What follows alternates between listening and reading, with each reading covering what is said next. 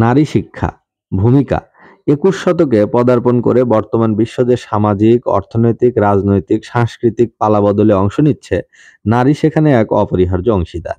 কিন্তু অজ্ঞানতার অন্ধকারে পিছিয়ে পড়া নারীর পক্ষে সেই প্রত্যাশিত ভূমিকা পালন করা সম্ভব নয়। তাই আজ দাবি উঠেছে ব্যাপক নারী শিক্ষা। নারী শিক্ষার ঐতিহাসিক প্রেক্ষাপট। এককালে মাতৃতান্ত্রিক সমাজে নারীর ছিল প্রাধান্য। তাই প্রাচীন হিন্দু, বৌদ্ধ সাহিত্যে শিক্ষিত নারীর দেখা মেলে। পরবর্তীকালে সমাজ জীবনে পুরুষের প্রাধান্য প্রতিষ্ঠিত হলে নারী হয়ে পড়ে অন্তঃপুরবাসী। আধুনিককালে নারীর অধিকার ও স্বতন্ত্র ভূমিকা স্বীকৃত হয় পাশ্চাত্যে। পাশ্চাত্য শিক্ষা সংস্কৃতির বাহক ইংরেজদের মাধ্যমে এদেশে নারীরাও শিক্ষার অঙ্গনে আসার সুযোগ পায়।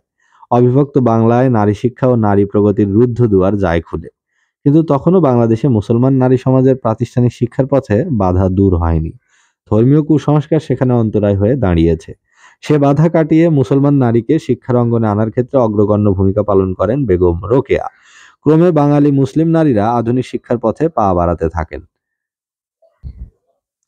স্বাধীন বাংলাদেশে নারী শিক্ষা। দেশ স্বাধীন হওয়ার পর জাতীয় জীবনে নতুন উদ্দীপনার সৃষ্টি হয় এবং গণতান্ত্রিক চেতনার ব্যাপক সম্প্রসারণ ঘটে। সমাজে নারী পুরুষের সমান মৌলিক অধিকার স্বীকৃতি পায়, দেশে নারী আন্দোলন বিস্তার লাভ করে। বিশ্ব পরিসরে নারী মুক্তি আন্দোলনের সঙ্গে আমাদের যোগসূত্রের প্রেক্ষাপটে জীবন ও জীবিকার নানা স্তরে নারীরা এগিয়ে আসতে থাকে।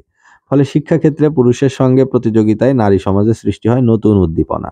এখন বাংলাদেশে এমন কোনো গ্রাম নেই যেখানে কোনো শিক্ষিত বা অর্ধশিক্ষিত নারীর দেখা পাওয়া যাবে না। নারী শিক্ষার ক্ষেত্রে বিরাজমান সমস্যা। নারী শিক্ষার ক্ষেত্রে উল্লেখযোগ্য অগ্রগতি সত্ত্বেও আমাদের দেশে শিক্ষিত নারীর সংখ্যা মাত্র ২৬%। ব্যাপক সংখ্যক নারী এখনো কুসংস্কার ও অজ্ঞতার অন্ধকার কাটিয়ে এগিয়ে আসতে পারেনি। ধর্মীয় কুসংস্কার ও ধর্মান্ধতা আমাদের দেশে নারী শিক্ষার ক্ষেত্রে প্রধান অন্তরায়। বিশেষ করে পর্দার কড়াকড়ি এখনো একটা বড় বাধা। এছাড়া আইন শৃঙ্খলা পরিস্থিতির অবনতি, সামাজিক নিরাপত্তার অভাব ও চরম দারিদ্র্য নারী শিক্ষার পথে বাধা হিসেবে রয়েছে।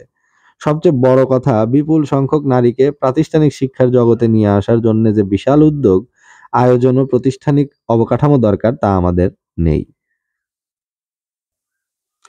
নারী শিক্ষা প্রসারের উপায়। প্রতিবন্ধকতা পেরিয়ে নারী সমাজ যাতে শিক্ষার সুযোগ পায় সেজন্য প্রয়োজন প্রচলিত ধারার পাশাপাশি বিশেষ ধরনের শিক্ষা পরিকল্পনা।